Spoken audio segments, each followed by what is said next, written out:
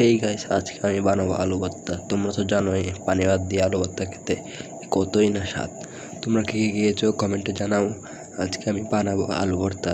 তো আমি প্রথমে নিয়ে নিলাম কাঁচামরিচ আর পেঁয়াজ।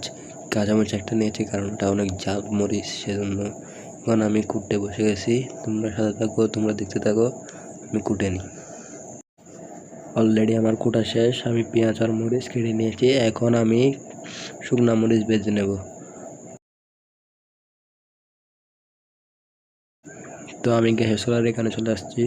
এখন আমি গ্যাসটা সেরে কাঁচামরিচ তেলটা একটু গরম করে মরিচগুলো ঢেলে দেবো। তো আমরা রান্না করতে করতে দেখি দেখি আমাদের মিটে চলে আসছে। আমাদের পরিবারের একজন এই উপর থেকে এখন নিচে নামাচ্ছে। ও একটা ডেকির আওয়াজ, মানে বন্যার একটা আওয়াজ শুনলেই ও চলে আসে। ওকে এখন নামিয়ে আমি বেজে নিব, এগুলো বেজে নিয়ে মেখে নিব। তো এখন আমি মেখে নিবার জন্য নিয়ে গেছি, মেখে ফেলছি।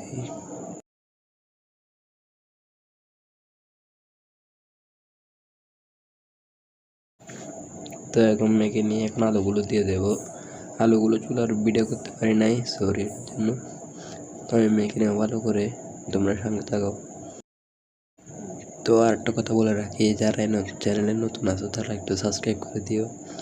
আমার এটা নতুন চ্যানেল, তো সঙ্গে থাকো। আর এখন আমি এগুলো বেজে নিয়ে খেয়ে নেব।